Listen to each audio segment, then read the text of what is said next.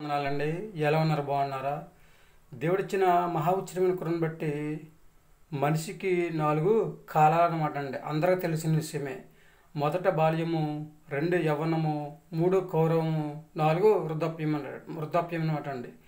మనిషి ఏ కాలంలో ఏ విధంగా ఉంటారో ఎవరికే తెలియదు అనమాట అండి. మొదటి కాలంలో మంచిగా జీవిస్తే రెండో కాలంలో ఎలా జీవిస్తారో, మూడో కాలంలో ఎలా జీవిస్తారో, నాలుగో కాలంలో ఎలా జీవిస్తారో ఎవరికే తెలియదు అనమాట అండి. దేవుడిచ్చిన మహా ఉచితమైన బట్టి దేవుని యందు భయభక్తులు కలిగి ఆయన మాట విని ఆయన మాట ప్రకారం నడుచుకున్నట్లయితే దేవుడు మనకి ఎంతో కొంత సహాయము చేస్తాడనమాట అండి.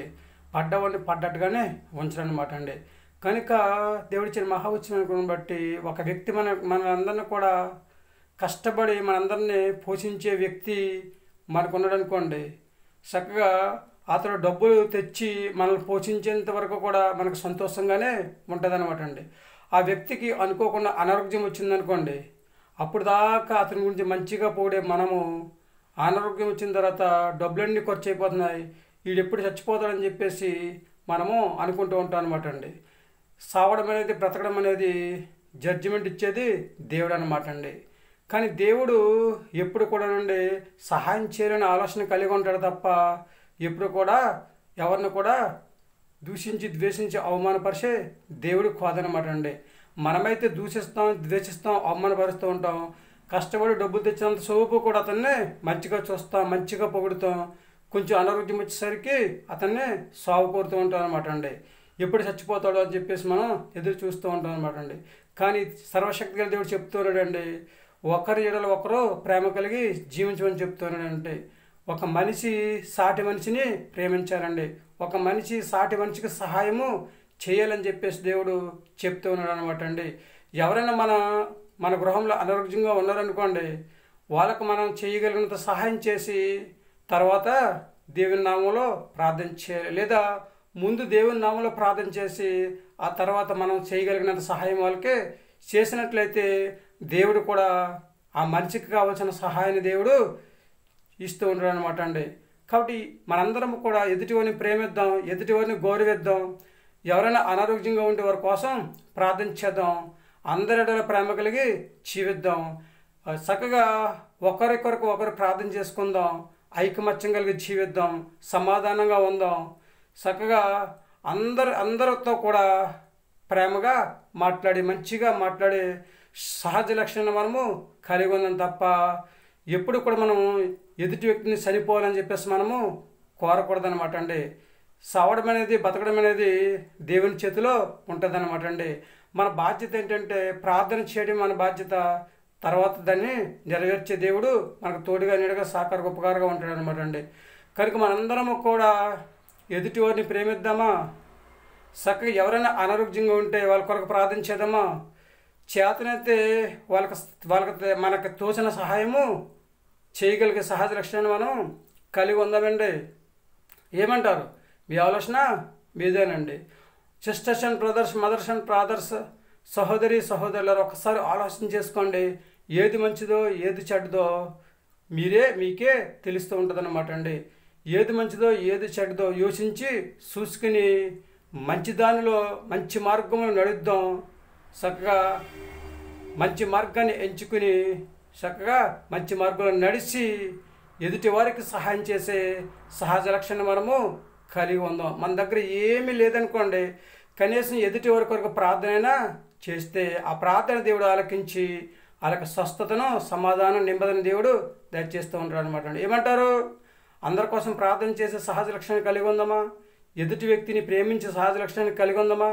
ఎదుటి వ్యక్తి వరకు ప్రార్థన చేసే సహజ లక్షణాన్ని కలిగి ఉందామా? ఏమంటారండి? చిన్నలు, పెద్దలు, యవనస్తులు, వృద్ధులు మీరందరూ కూడా ఒకసారి ఆలోచన చేసుకోండి. దేవుని మాట వింటామండి.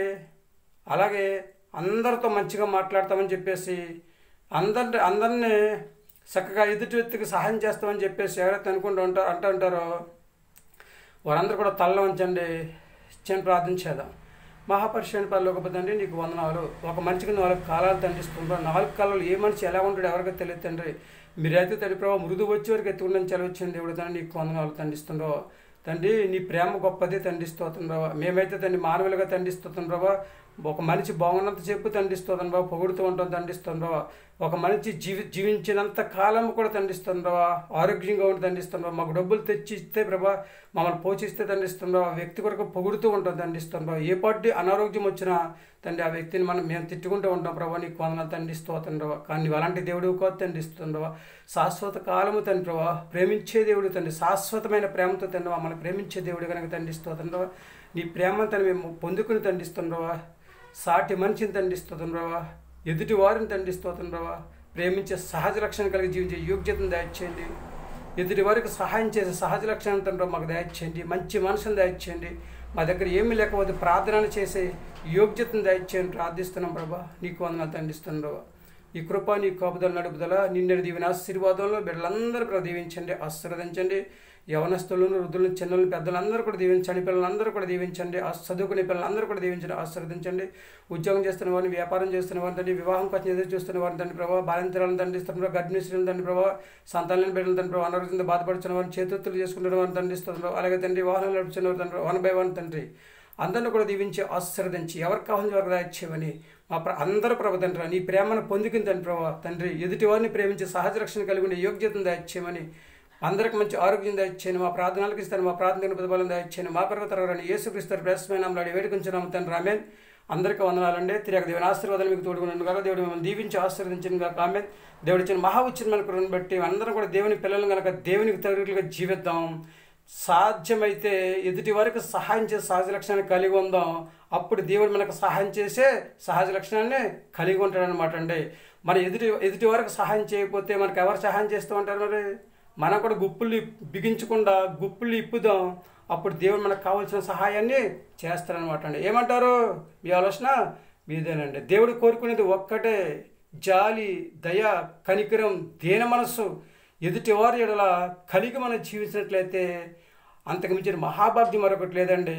కాబట్టి ఈ లక్షణాలు కలిగి మనం జీవించి దేవుని మాట విని ఆయన మాట ప్రకారం నడుచుకుని ఆయన రాజ్య వారసులుగా జీవించే యోగ్యతను సంపాదించుకుని భూమి మీద మంచి ఆరోగ్యం కలిగి హాయిగా జీవించే యోగ్యతని కలిగి ఉందామా?